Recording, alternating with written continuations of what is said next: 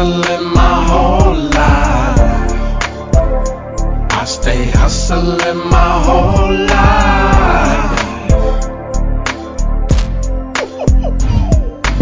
Pitchin and Grindin podcast with your host Klassik, Anaya, Daffe, and Aaron. What up? What up? What up? What up? What's going Hi, on? you guys. What's What's going up, on? guys? Pitching and Grinding Radio. We here, man. Yeah, we back again. All three of us. Yeah, man. Yeah. I missed you guys last week. I heard you guys You had a didn't better miss us. time without me. You didn't miss us.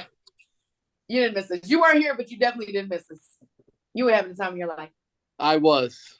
Yeah, we had a good show last week too, though. We had a good show. No, I heard. The show was great. Cujo, I really, it was a good show. Yeah, I definitely. missed I couldn't be a part, but I was handling some things. We're gonna Was keep the biased. ball rolling, though. We're gonna. Oh, I know Definitely one. biased. What they say? One monkey don't stop the show. Yeah, we're gonna keep the ball rolling. You know what I'm saying? That's what we're gonna do. No doubt about it. So, what do we got going on for the week? I know we got Cassidy coming on for the call. Yeah, we got I him. thought we was gonna have like some crazy vacation story. I mean, nothing crazy. Like nothing. Nobody jumped off the boat. Nah, nobody jumped off the boat. The It only wasn't like thing no that crazy the only storm or thing that nothing. I've happened been seeing all of that. the only thing that happened unfortunate, the island that one of the islands that I was on experienced a flood the day after I left. 20-something people killed. Oh damn! Good thing you was gone. Yeah, remember I told you that that I got one night of the best sleep of my life when the boat was rocking like a motherfucker. That's the night it happened. Oh wow. Yeah. Wow. Yeah. So I looked in the news. Oh, well, they showed me the news because I ain't looking for no news. Fucking news. Yeah. And then I read that. I said, damn, that was the part of the island we was on. You thought I lived in that motherfucker. I had my shirt open, motherfucking little belly hanging out, smoking cigars, drinking rum, talking you was shit. chilling. Oh yeah. He was chilling hard. Well, I will tell you this. When they think you one of them, they definitely show you favor. Oh yeah. I didn't have to wait in line for nothing. So Hold everybody on. They ain't make you. Hold on. They ain't make you speak no Spanish in that. I spoke a little bit, but they spoke English because most of them got deported. So they were from New York and New Jersey. Most of them that was hustling out there. Yeah, that's the English side. You know what I'm saying? Right. U.S. people. So right. It was pretty good though. That's Family what it is. enjoyed. I mean, that's what it is. Me and Klassik, we need an adventure like out the country, some Indiana Jones shit, like going to cave, looking for gold type shit. You know what I mean? For real, I know it's some gold out there though. There's something out there, diamonds. Oh, for sure. Like I tell people, they gonna fear you about them diamonds though. They gonna go to war with you about them diamonds. Well, no. I only need one. Yeah. Yeah, even that one. You better put it in your ball sack because they will try to get it back. Yeah, they will cut you open for that. Well, we'll use you and I as the mule. We'll get all the diamonds and we'll strap that shit right to your motherfucking back. No, you know what women do? Just put it in your bra. You know what I'm saying? No, we can put everything in your bra. That shit don't work. Y'all put everything in your bra. No, when they be doing them mines and like certain stuff, they have the women completely like topless, all of that, no underwear. Like they don't play that. That stuff is ruthless. How the fuck do you know? You been in the dynamite topless? What the fuck you talking about? First of all, I'm fucking socially aware. The fuck? Like, and I actually care about people that human trafficked, child labor and stuff because they're the ones that's subjected to that a lot of times, and that's something that I'm very passionate about. So that's a good point.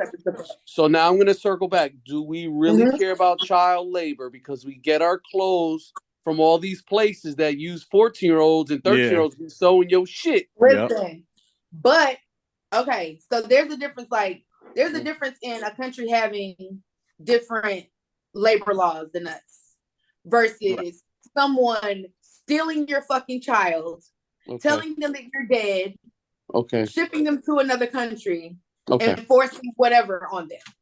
Okay, so usually I talk like I don't talk politics or religion, but usually I talk bullshit. But like everybody loves to go to Dubai, right?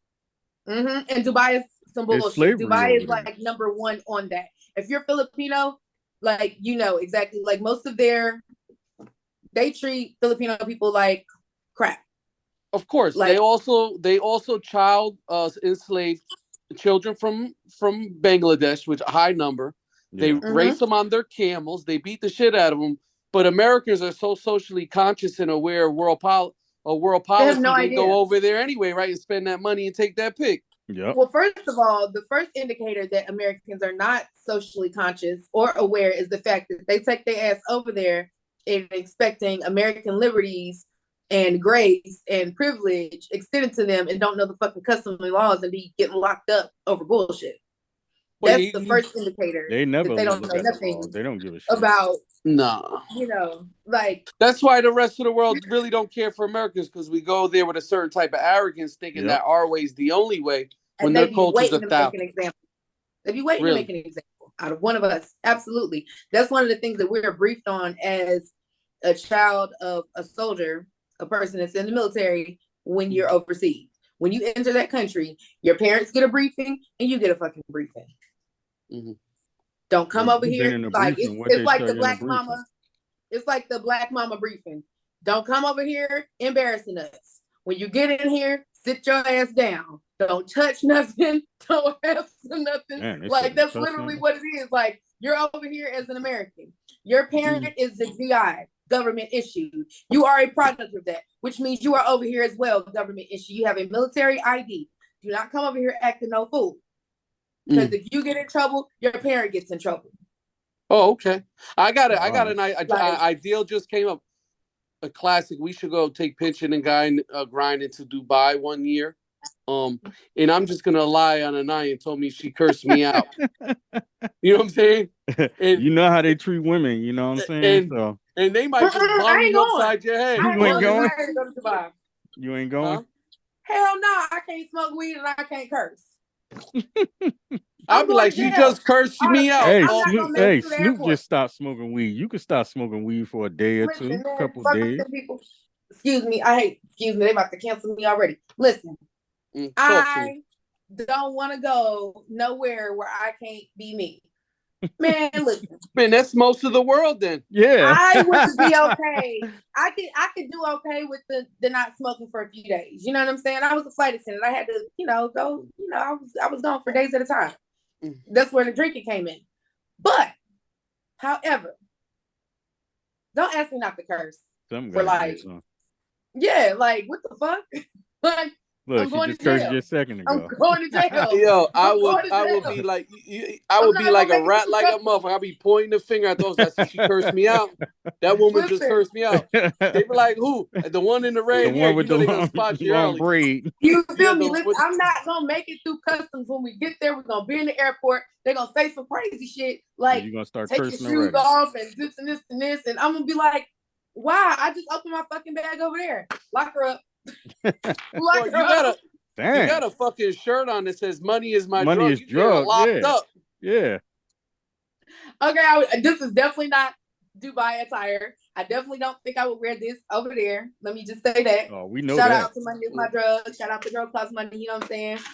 The brand, the lifestyle, the label. But listen, yeah, I know what not to do. See, people don't understand. Like, when you go to countries and their laws kind of coincide with their culture and religious beliefs, then people not playing.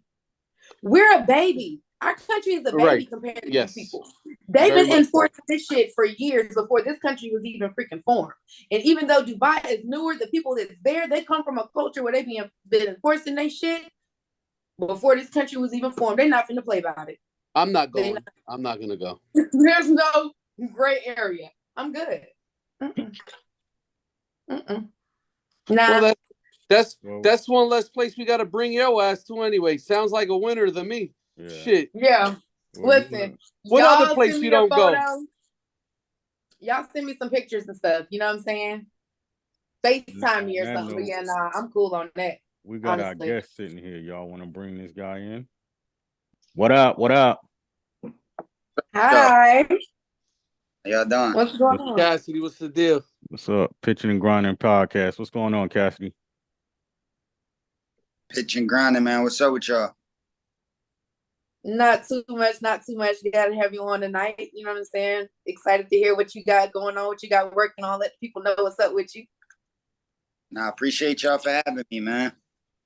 We was just I had a conversation amongst ourselves. We was talking about Dubai. You been to Dubai before?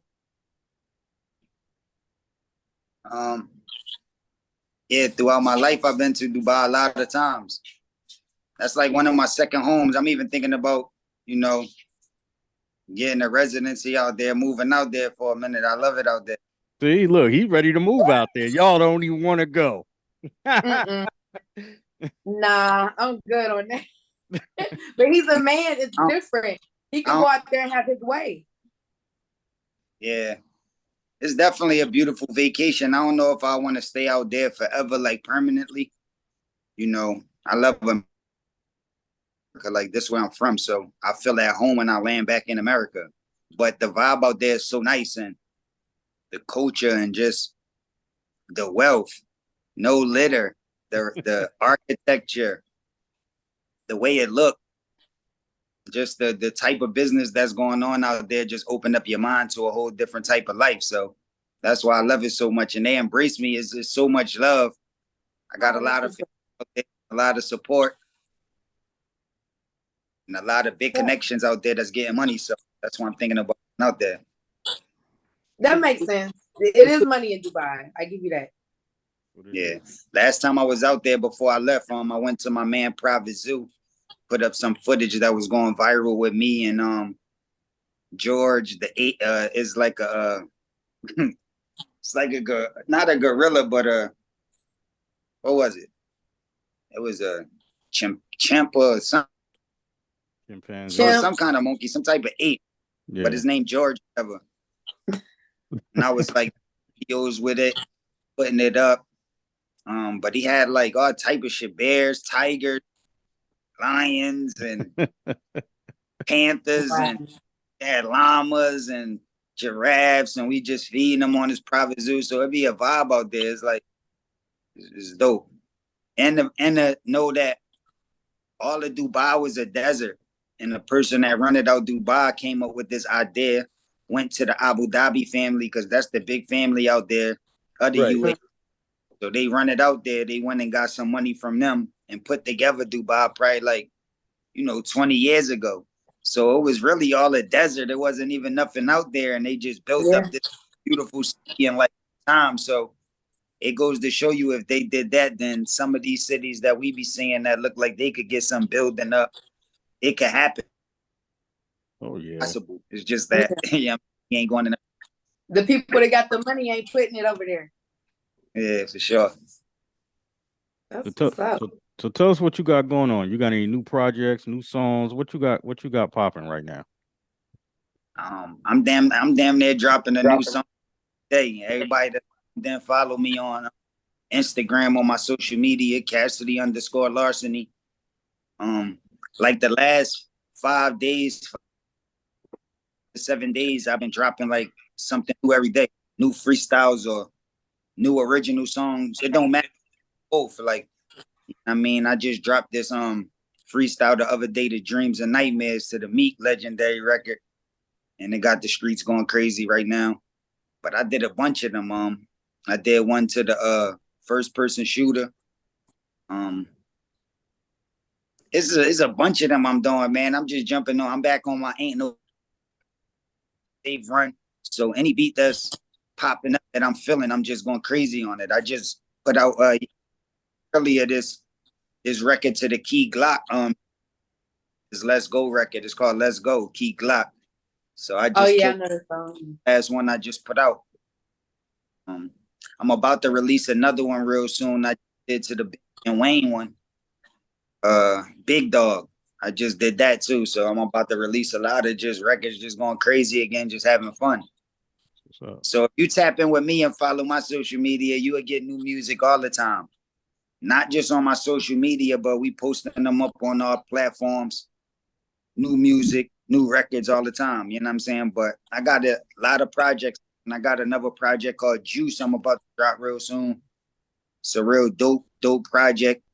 Then I got the Energy project. I feel like that's the best project of my life. Like crazy records, crazy bars, crazy direction. I think it's going to change the game again. So I'm looking forward to dropping this new music. I'm gonna stay consistent. I'm gonna never let my foot off the gas. So I'm gonna go right now.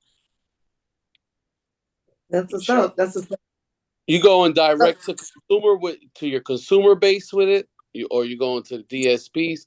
So what's the strategy? All the above. I go right to my fan base first and foremost. But that's not the whole world. So I'm like a household name. I was dealing with the majors, so I'm a big artist. I could take it to more people. That's just my core. And so like looking on my Instagram all day. You know what I mean? There's a bunch of people that's fans if I put out real music, but they just not on my page looking for me because I'm not with the machines right now. Okay. So do it the old setup way, like when we used to take over and we used to bomb on everything and you just go crazy. You just build up this momentum and then you come with these real big records. So it's the setup for that. I'm just building up the momentum, just showing people I could buy thing and bars is back. I'm just super nice with it. I'm lyrical. I got everybody talking again. And once I get it like that, then I'm gonna come with these real big records. And it'll make sense to people because they already know I can rap. Thanks. Okay. I was gonna ask because like I've seen you doing your thing acting. I've seen you in like a few films and stuff like that. The independent films are like booming right now. You know what I'm saying? Do you have any like stuff coming up with like the series or anything? Because like everybody is on Tubi right now. Like that's my shit. I'm always looking for the next big. You know what I'm saying? Like we tapped in. We got a whole lane. So yeah, well, I don't want to make no announcements yet because I don't got nothing finalized. But I am negotiating with a few people that do independent movies like Tubi, and on bigger platforms. So I'm definitely looking to get back on the screen soon. It was fun a couple of times that I was on the screen. I had fun. And so I'm looking forward to doing all the above shows, movies. I'm waiting for somebody to present an opportunity to me now. So if somebody watching this show now and they working on the movie, to reach out and I get it done. I know that's right. One of my good friends, Black De Niro, he a dude from Philly. He got a lot of movies that he been doing in the last couple of years. Actually, cameoing in a few of his movies, like looking out for him. But he blowing up. He got movies all on Tubi and everything like that. And he from our city. We go back over 20 years, so we've been talking about executing. I got this script I just wrote out. My first movie. I always been writing raps and songs, but I never thought about writing movies. So I just started getting. I just wrote my first movie. It's a dope concept. So we talking about shooting that real soon. So you should see my own movies out soon too. That's what's up. Was it the same process as you writing a song, or you just had to put more thought into it? Nah, it's not the same as a song because it's a different science. When you writing a song, how you get your point across in the song, it got to rhyme. It got to be syllables pieced up. You got to be using figurative language. It's like a certain direction you got to go in with writing songs. But with writing a movie or bringing a story to life when there's going to be actors and you got a longer period of time too. Like most songs don't last an hour or longer. You know what I mean? So if you shooting a movie that like an hour or longer, you got a longer period of time to tell this story. So like you said, it got to be maybe a little more complex than what a story rap would be because it's more time. You got to capture people's attention for a longer period of time. But I feel like with me writing so many songs and writing my whole life, like always focusing on rap, it was easy for me to get in that bag. Not easy, but easier than I think it would be for the average person because I rap so much. And I incorporated a lot of things that I do in my raps, like in the movie. So it's comedy in it, just like in my raps, how I can make you laugh. But then it's going to be like, violent parts where you might frown up your face and go, oh, I mean, a lot of twists and turns, a lot of people shiesty that you think might be playing one role, but they really might be playing a different role. And you got to watch the movie to really figure out. It's like complex, kind of like some of my punchlines. And even if you might get part of it, you might not get all of the line. Like, you got to play it back and really understand the scheme. So I feel like that's how I wrote in my movie, and that's what separates me from a lot of other movie writers. Oh, That's what's up. And Cassidy, you're a boxing fan, right? You should throw your hands a little bit, correct? Yeah, that's my favorite sport. Yeah, because I think at one time I seen you in Cyclone Hearts gym moving around a little bit. Yeah, I love boxing, man. I've been a fan even before I started rapping. Like, I just been watching boxing my whole life. So yeah, I'm a super fan. So is Boots the best in the city right now? Of course. Does he beat Shakur? Not just in the city. Boots is one of the best in the world. That's a fact. He's world champ. I got him in my top 5 best in the world right now. Pound for pound?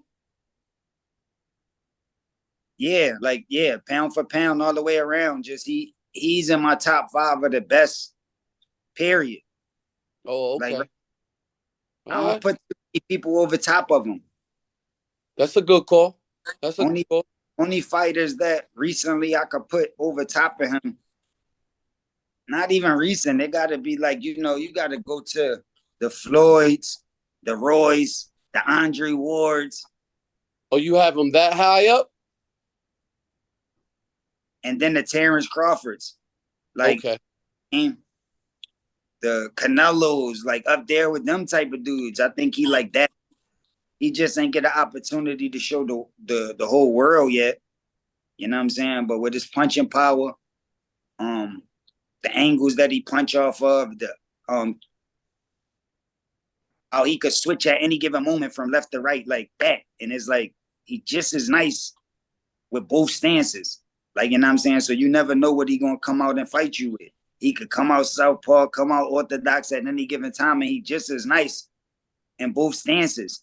You never really seen that before from no like top-notch fighters. Like, even them fighters that I just named, that you said you put them up there like that, they couldn't even switch like that, like he can. You know what I'm saying? So it's like, and then you see how many knockouts he got. Like, once he land clean, people was in trouble.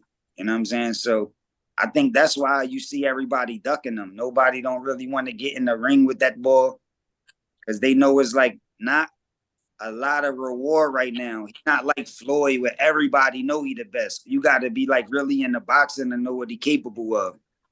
And they know that there's a big chance that they going to probably get knocked out. So it's like, why would I take that chance? And even if I do feel like, even if it's like I think like, it's some people that might feel like they can beat him.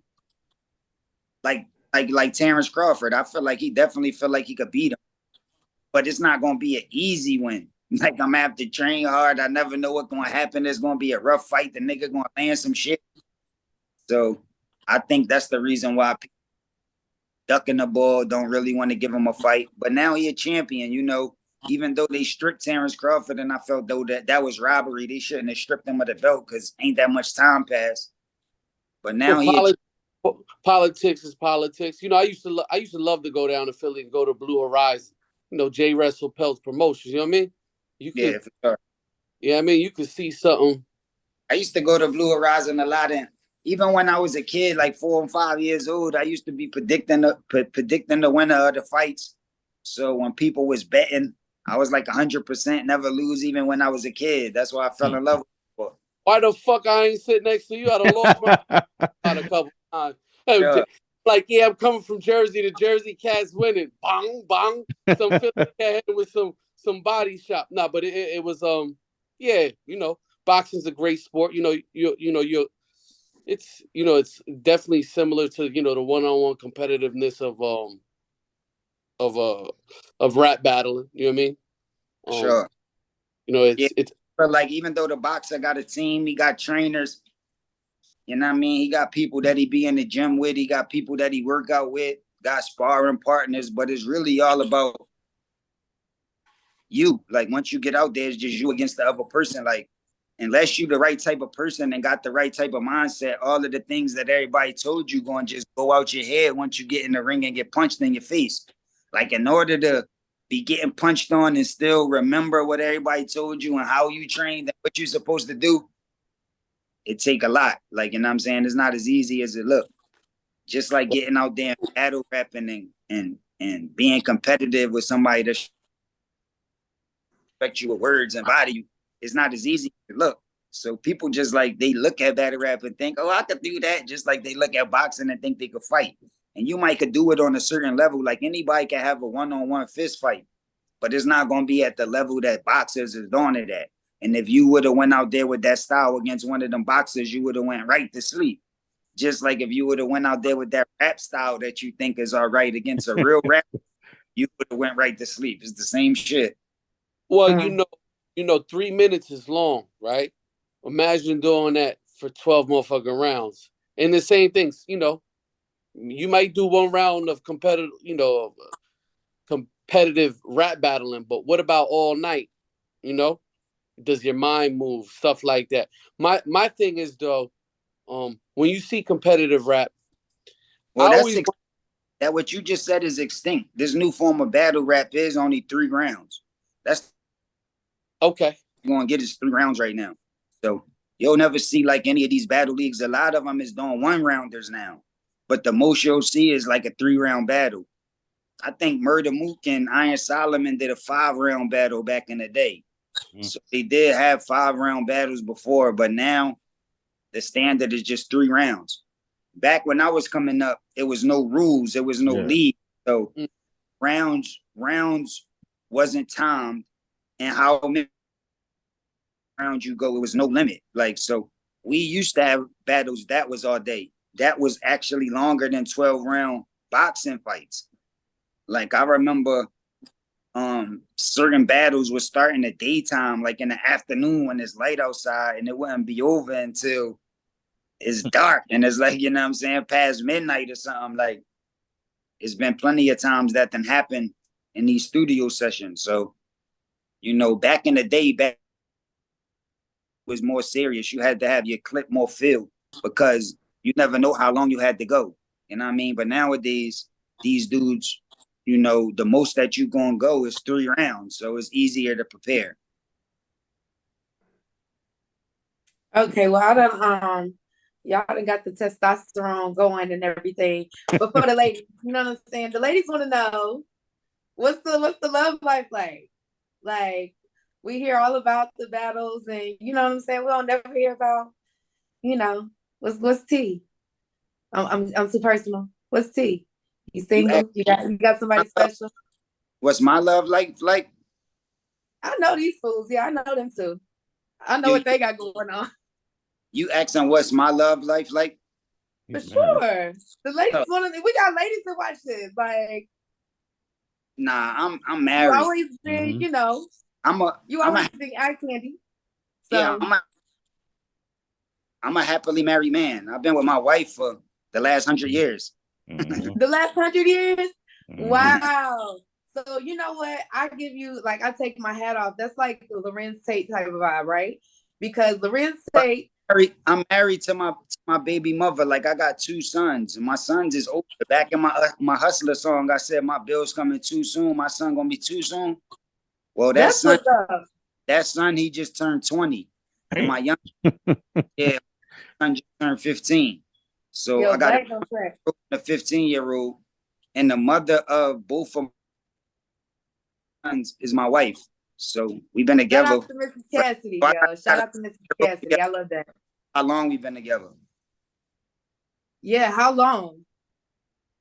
Yeah, like now it's been about 22 years.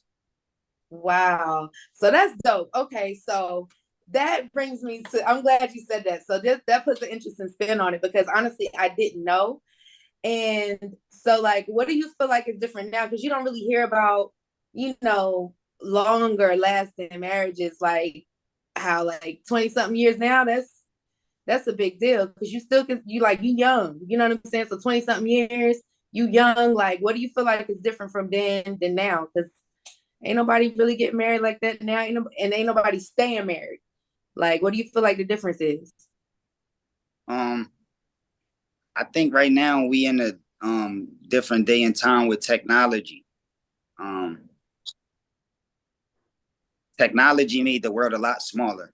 Like back before the internet and social media and all those things, the world seemed a lot bigger. Like for you to understand what parts of the world was like was more difficult. And you had to really go in order to see. But now you can just go on YouTube or you can just go on social media and just see what people's life is like now. So it make the world smaller. But another thing it do is just make everybody else involved in what you got going on. Everybody like to publicize what they doing, what they getting into. They like to publicize the whole life. If they do find somebody that they like and they get into a relationship, instead of going through the building process and learning the person, you just let everybody know. So everybody start telling you positive things and negative things, which like you got an outside influence over your relationship that don't got nothing to do with neither one of the people in the part that they playing.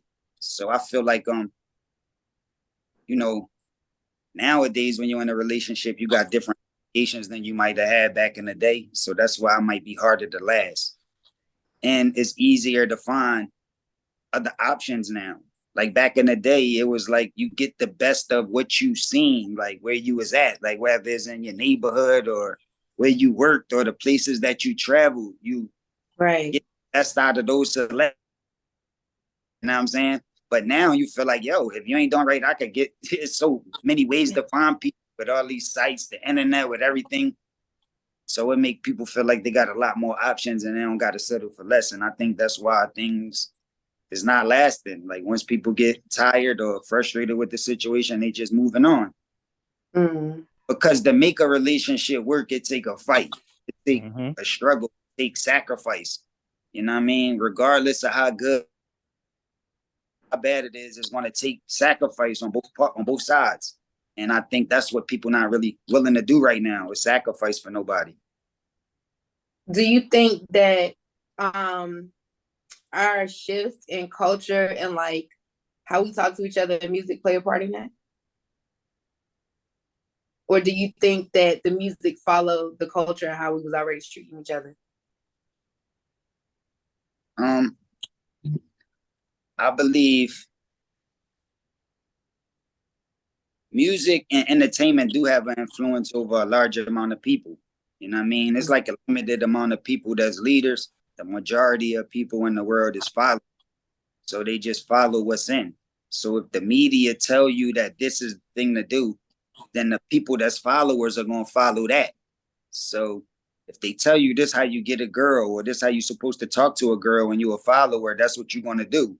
So if back in the day when everybody was singing on the corners and saying, I love you, and saying all this romantic stuff to girls, and dudes was trying to think of romantic lines and like that to say to girls because the media telling you that's the way you had to do it.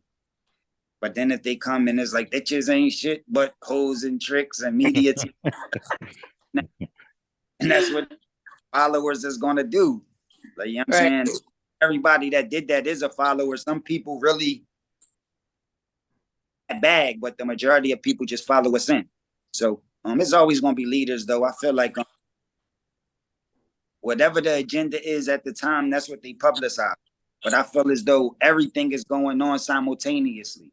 So while you got people doing one thing, it's people doing the complete opposite at the same time. It's just all about what the media want to put the light on at the time. Yeah, so, true. I believe that. Media put the light on one thing, you'll think the whole world is just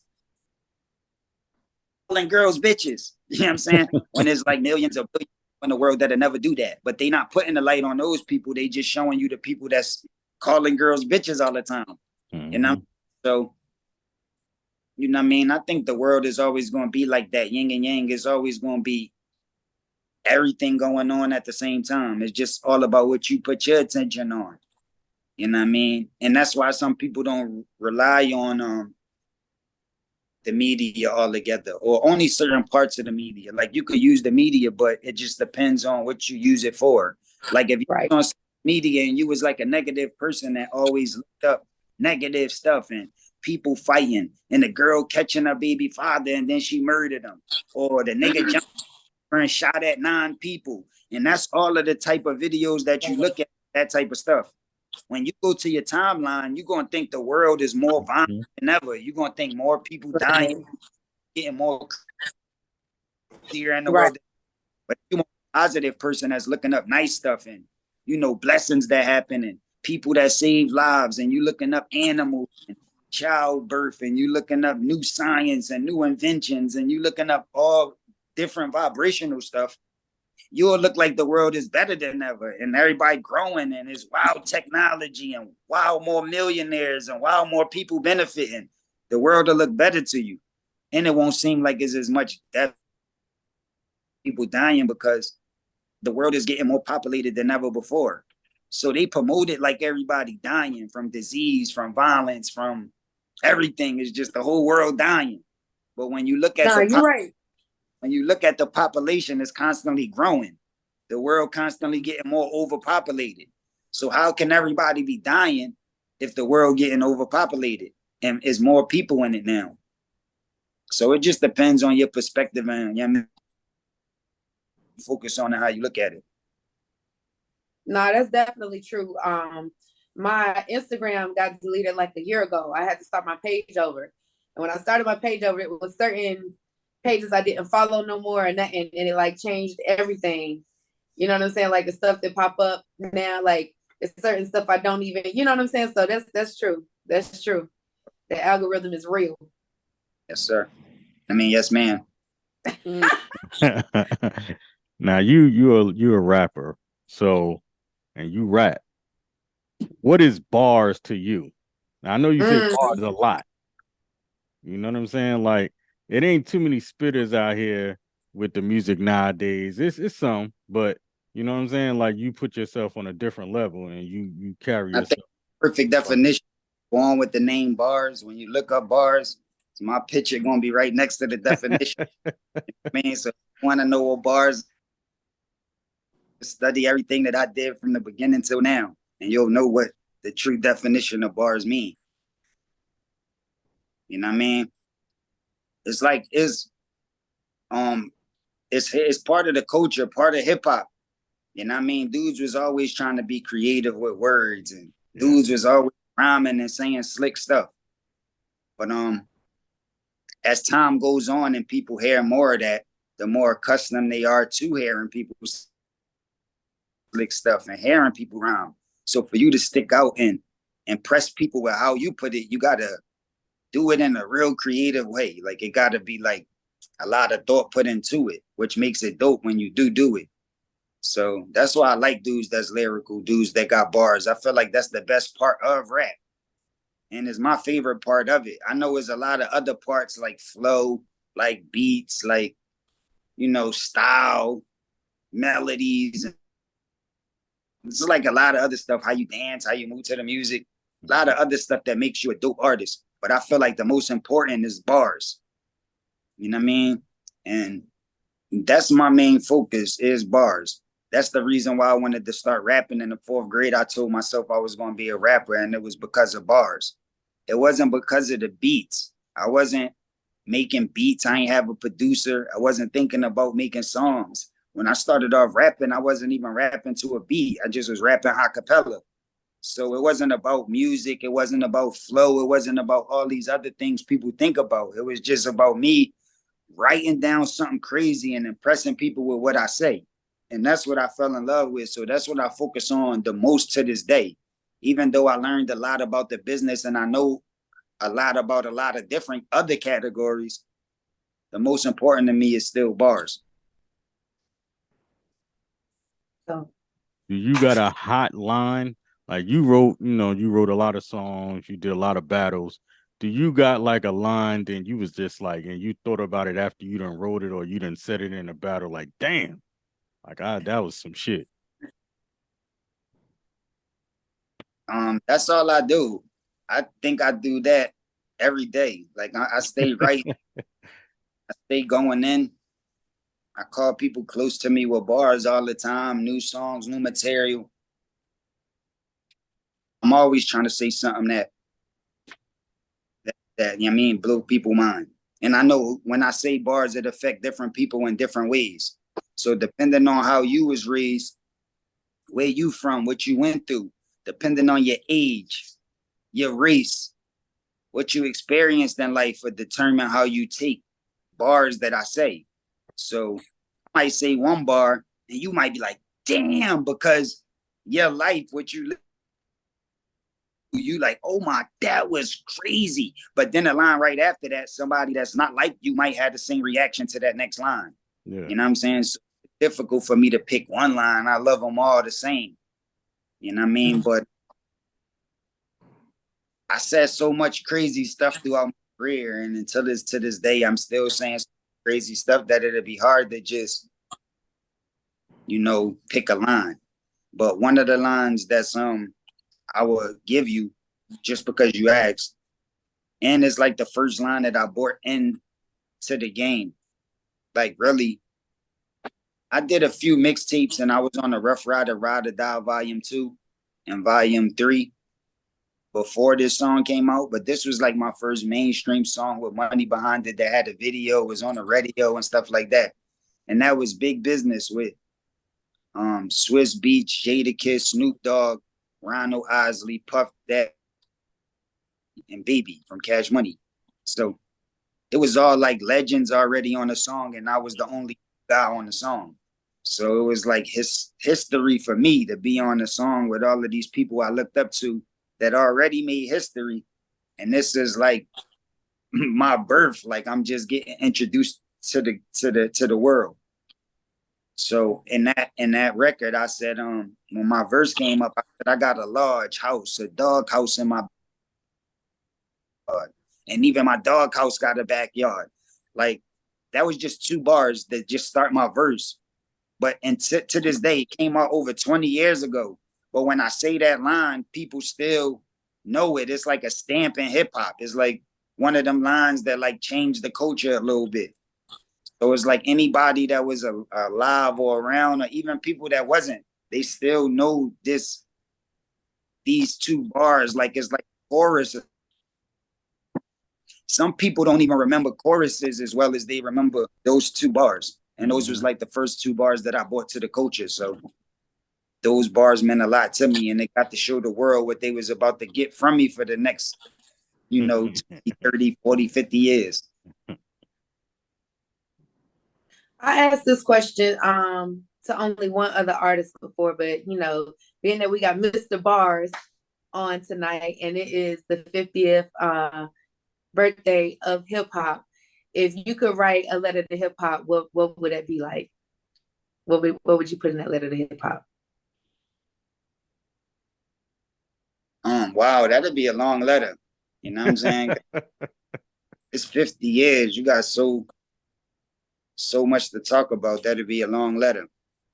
But if you would want to hear like kind of what my letter would be like, I released this song called The 4 Elements. It's on all platforms. It's called The 4 Elements. And it's like a little tutorial about the culture and how hip hop started, how it grew, and a bunch of artists that played a part in it growing and played a part in me being who I am. As I incorporated and took little bits and pieces of all of the greats that came before me and put it in the pot and made my own recipe. But if it wasn't for them, I wouldn't have been who I am. So I did a song called The 4 Elements, and I broke down the story about what meant to me. So it was kind of like my letter to. So I guess if I told you my letter, I'd be repeating a lot of what I said in that song. So anybody that's tuned in, you could just pull up Cassidy, The 4 Elements, and you will hear my letter to hip hop. Yeah, I'm checking that out because I'm curious now. Definitely want to. That's what's up. And I produced that beat too. I did the production. I wrote the whole song. I did it from the muscle. So 4 Elements. Yeah. Nice. Do you ever go back and like you did a lot of battles. Do you ever go back and watch battles that you did in the past? Or once you're done, that's it?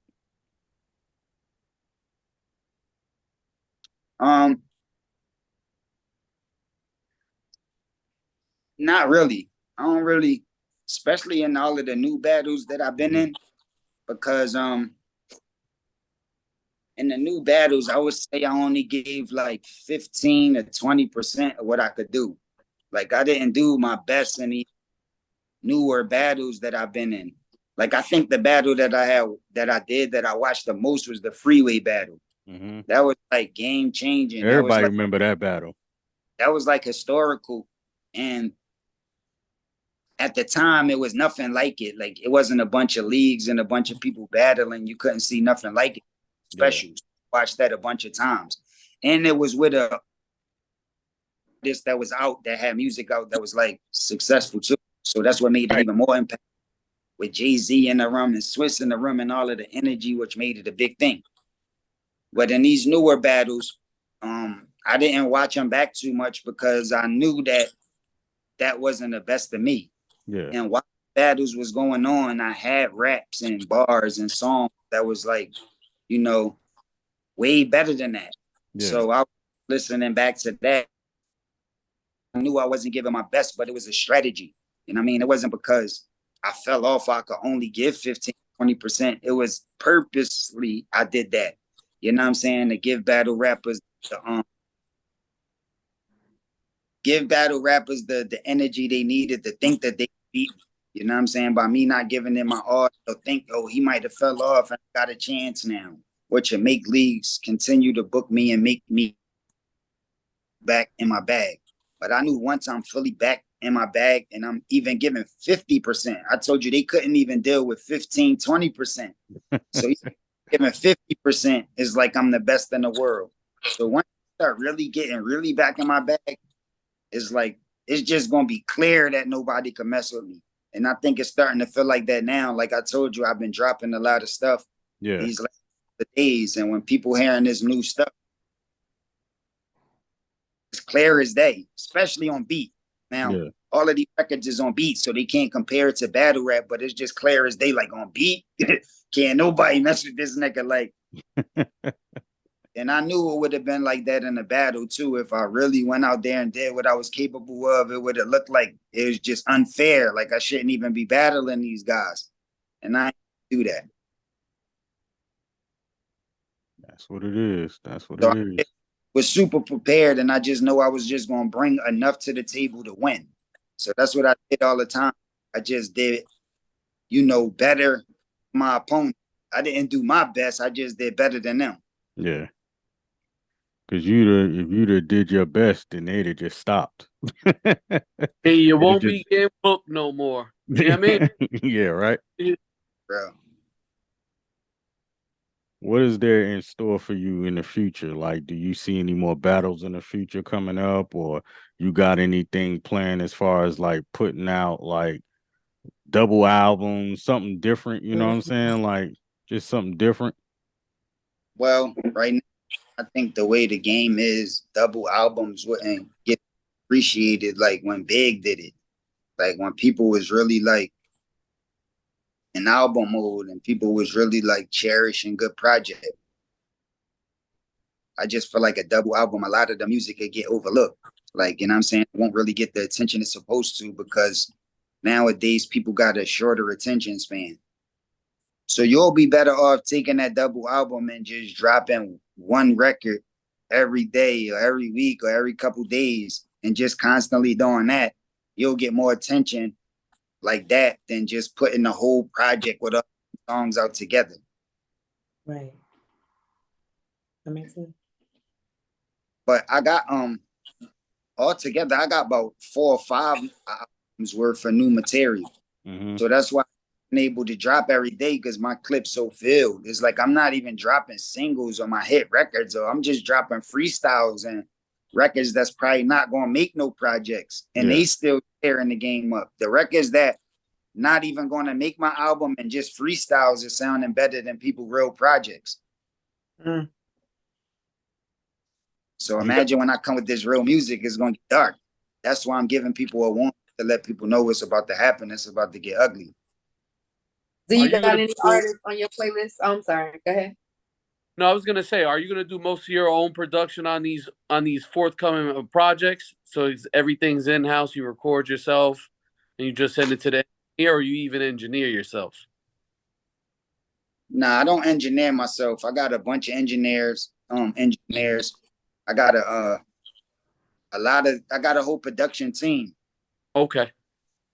Crooklyn Beats, one of the main producers, Marcia Lago, Max Sauce, working with J Rel now.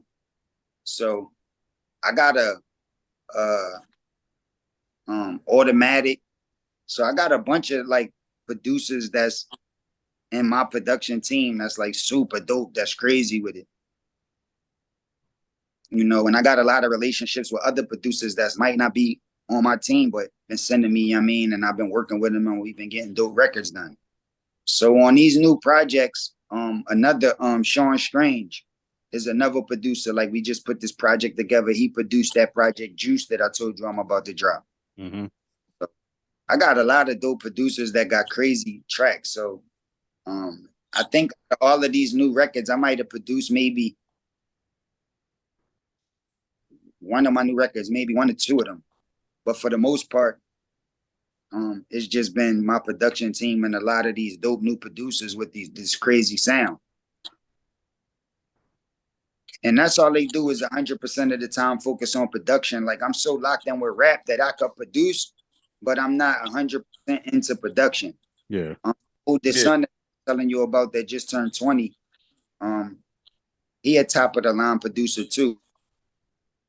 He's been producing for a lot of established artists that's dropping projects. He produced a lot of singles that's about to come out for artists that y'all do know already. And he did one of my new singles too. So my oldest son is like the future. He like the best in the world. Yeah. So outside of my whole production team and all them dudes I named, my son is him. Like he the future. He got it like all the way around. That's what it is. I just working with a lot of dope new producers that I feel like is the future. That's what it is. That's what's up. You got any I know you spoke on like the producers that you're working with. Do you got any artists that you actually tap into that you got on your playlist? I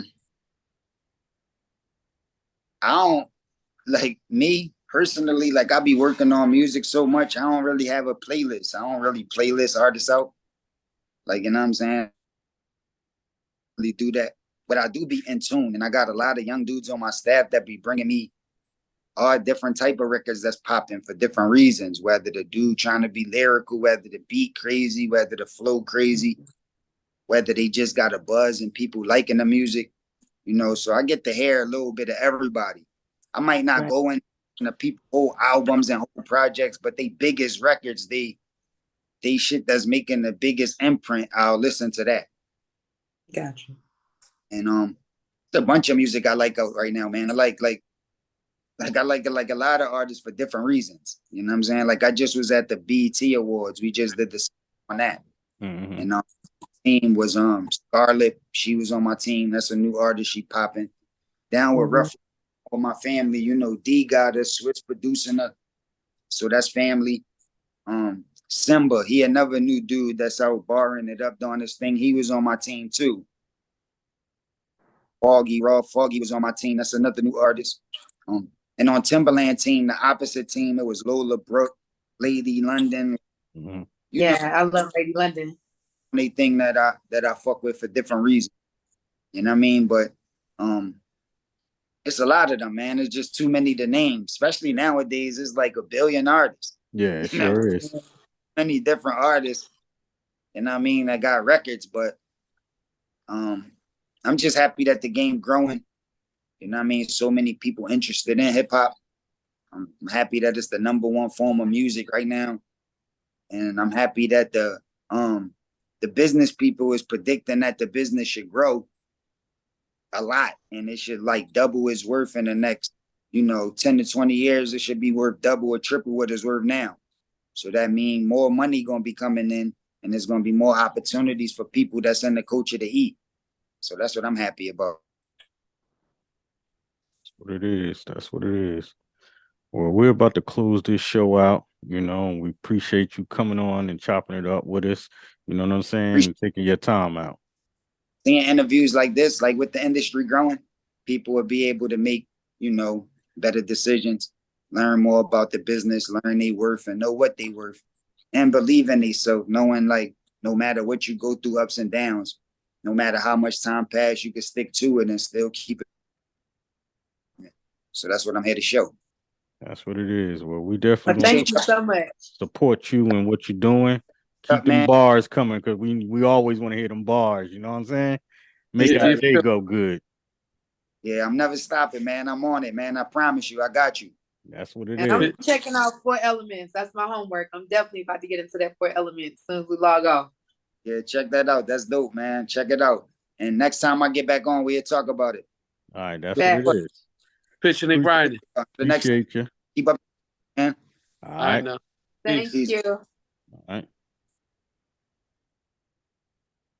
Yeah, well, we here did an interview with Cassidy, and we still pitching and we still grinding. Pitching and grinding. Yeah, it was pitching and grinding and blushing. I did not know that man was married. Yeah, he's been married a long time. I wanted to say something, but I was like, let her finish. Yes. Well, this is how you stay married. You don't let people in your motherfucking There business. You go. Yeah, you know exactly. That's why when he said it, I was like, okay. I love that. Like I'm loving that. Like that makes perfect sense. Yeah. Yeah, you don't show what you got. You just grow what you got. I'm trying to tell you. What the fuck you got in that cup, Anaya? It ain't Wayne coffee. said it's in my cup. It ain't coffee. You ain't Little Wayne. How about that? It's in my cup. My bad. I was just being nosy. But it's something else, because she still ain't tell you what's in it.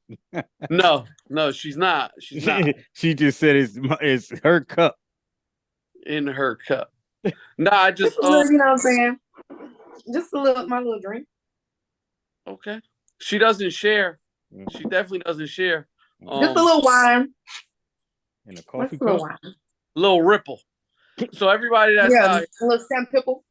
Yeah, everybody that's out here, Thanksgiving's coming up this week. I got a couple tips for everybody.